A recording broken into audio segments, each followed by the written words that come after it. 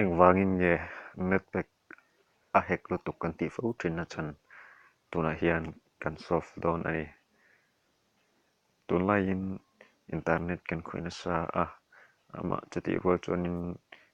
games ni se application web visit Facebook ang chi poni se netpack telo chuan kan khoi thei talo chutiang ni wang chuan netpack safe kan mu em ama chu tun din huna chuan kan netpack eng vai nge lo he em chin na chan kha kong khat tuna hian kan solve dawn ani ole WhatsApp khoi lo hi kan lewin arin lawa WhatsApp khoi leu vek kan ni a tuna hian WhatsApp awangin netpack alo hek em thei ti kan en dawn ani ole WhatsApp a lut photang ole tuna hian WhatsApp ba kan lut ta a WhatsApp account kan hon hian WhatsApp hianin setting anei ve a chu setting chu kan lo ti dang lam lo ni chuan in netpack na sa takin min ei sak thei tuna hian in WhatsApp account ni honga etifel to ang lo ni ta se ti hian account ni sa to ang ni lo ni ta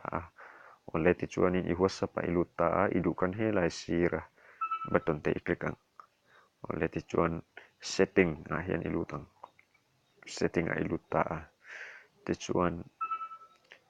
data uses ti hi helai mi hi i click anga ole ti hian alo lang ta a hey network uses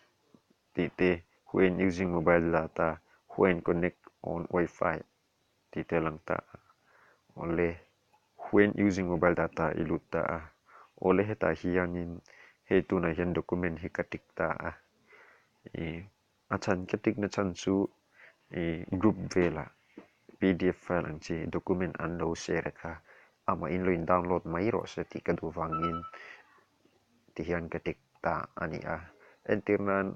photo te audio video ang chi te hi lo in tik lo vek ta se